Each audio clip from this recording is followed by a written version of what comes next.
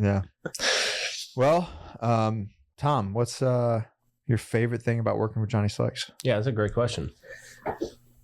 Actually, this is the only job I've ever had where I'm not my own boss, but I've more freedom than I've ever had at any previous. What freedom? You live at the lab. I'm like, I roll in before the sun comes up and you're like, they're like, But that's gym time. But oh, okay. after that, I mean, I come in and I know what to do. So because you did it. right. You gave yourself instructions. Right. Yeah. You know what needs to get done. Right. And I can make my list early and then just check it off as I go through the day. But I'm working in kitchens, like you're always babysat. Yeah. So to rewind, you were you actually worked for Bud Taylor, right? I did. Old CBT. How was that? Bud is a great guy. You're a liar. It was cool because You can be honest. He was a dick. He almost died. he ran a tight ship. Did he have a heart attack? Or did he almost have a heart attack? Did he have a stroke? He was very high strung. Something happened. I have to ask him. Something happened at the towards the end, which made him wanted to sell. Because I think, if I remember correctly, for some reason I think it was back related, Oh, okay. like a back injury or surgery or something. But I've always leaned towards like the fine dining or higher end cuisine. And at the time, really, he was the only one around. He was the only one. It was a phenomenal restaurant, man. And Hannah Hansberger worked there too. oh, I didn't know that. Yeah, Josh's wife. Okay. Yeah, he worked. I'm sad I didn't get to see any of it. You were here when it was here. You could have. It's just it was very expensive. It was very fine. It was. I was selling plasma. Yeah. You're like, no, we're not eating. He's like, you my new dish cleaner? No, Yeah. It was a very high price. Very nice though. Oh, for sure. Yeah. Hannah was like, he was horrible. Josh actually wanted to beat him up at one point because he was so awful. And then he saw him in the gym because he's one of our guys now, and he's in the crew, and he was like, that motherfucker. He's like, I wanted That's the guy. That's the guy. It's like being mean to my wife. Anyways. Hannah's like coming home crying every night. Yeah. He's so mean to us. Yeah, you did. How long were you doing culinary? Between before the military and after, probably like 15 years. Yeah. And you were actually looking for something culinary when you went to Johnny SLICKS, right? And then, I was because We led you astray with the job. it was yeah. How did we word it? lab. yeah, chef. no, Kitchen assistant or something like I that? fully blame Liz, but Yes. Blame Liz. I love that. Liz, where are you? Come here. it was sous chef / That's what it was. Yes. Yeah, That's sous what it chef. was. Yeah, We yeah. said sous chef. What Yeah. do you call your position? What do you call this? sous chef / lab assistant. And Yeah. I was like, what the fuck? I was like, well, I've been a sous chef. I think I got it. What? We were trying to figure out. So at that point in time, we're trying to figure out, okay, how do we like, Because we're not hiring a chemist yeah, to mix ingredients. It's a kitchen. It's a kind of a kitchen. So you're kind of cooking grooming products. Yeah. It's not a manufacturing thing. Yeah, because we're not like blacksmiths. right. Yeah. So it's like this weird. And it, for as confusing as it seemed, it was definitely spot on because I would say it's more close to cooking in kitchen than anything because a formula is a recipe. Dude, we go Yeah. on Webstront. Yeah, all of our stuff is from restaurant, right? Restaurant stuff. But yeah, so that's how I found it. And I interviewed with Liz. She's like, yeah, so do you know what you're doing? I was like, no. What is this for? What is this you say you do here? Yeah. Like I literally walked in and it was still like Raider project stuff. I was like, Yeah, we were in the back area. you guys just sell silkies? Like what's happening? Oh, Yeah. when you walked into the back. Yeah. And we had to pull up the chairs from like those little wooden chairs that we used at the meeting table. Mhm. That's what we interviewed on. Oh, wow. Like, we just flipped it around and sat down in the back room. That Flip was the it. bucket. Where all the product was. At the time, it wasn't. It was still like that lounge area. There was still, Oh, like, okay. there was still like Okay. yeah. I was definitely uneasy, like talking to Liz.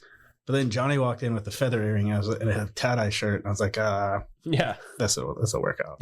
This is good. This is good. You were going to wear a shirt, something about Oh, yeah. aliens. Yeah, I think I wore a polo, but I was gonna wear this T-shirt, and it was like 2 aliens and a tie-dye VW bug that said, I think it was like, I went to Area 51 and all I got was this fucking shirt. There was something stupid like that, and he chose not to wear it. And weren't you going to another job? You were about to leave. Yeah, I was gonna go to like some snack food packing place in Holly Ridge or something. Really? Yeah.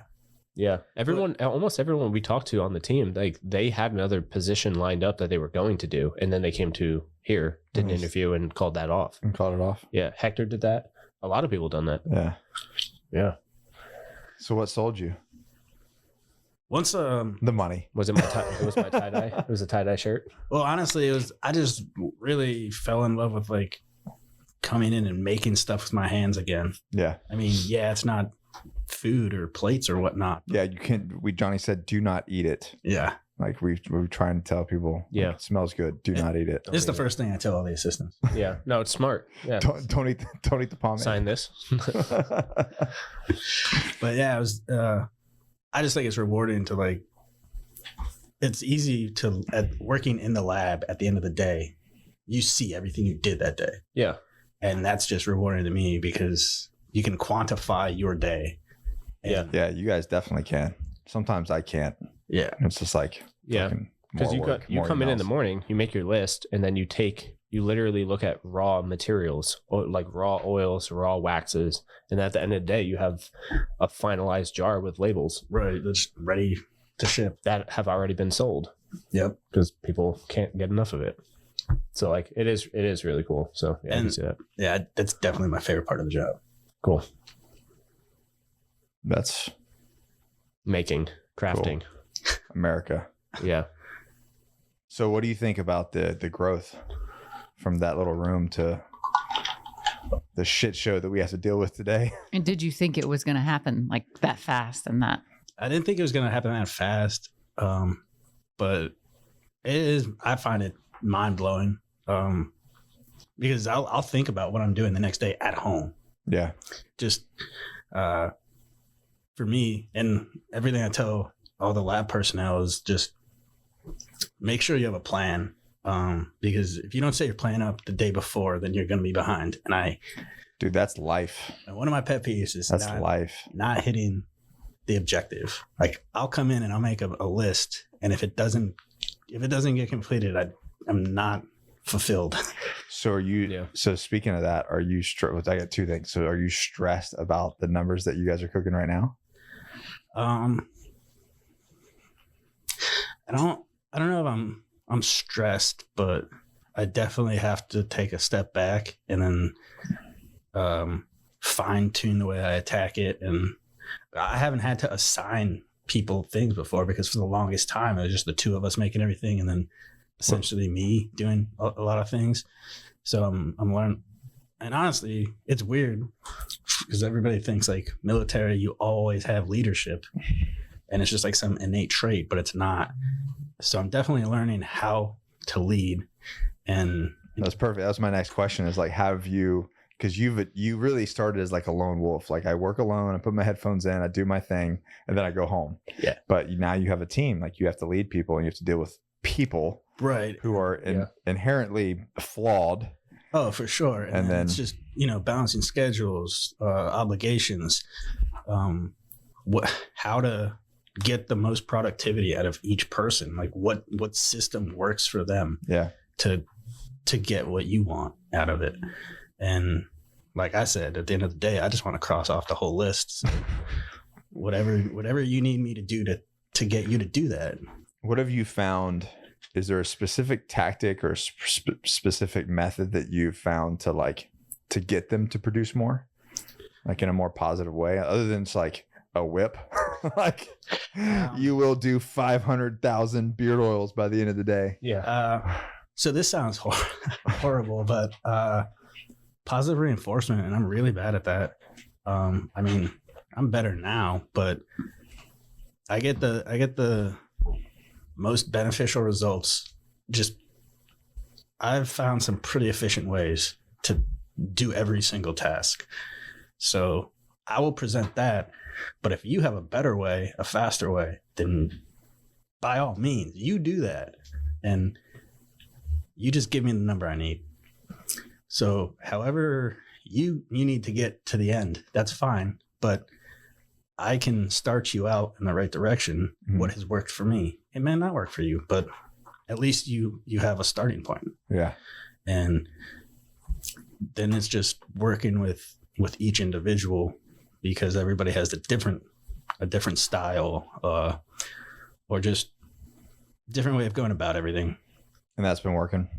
I think so. Absolutely. You're going to be a good husband, Tom. It's been getting better. So you feel like it's been getting better over like the months and years that you've been doing it?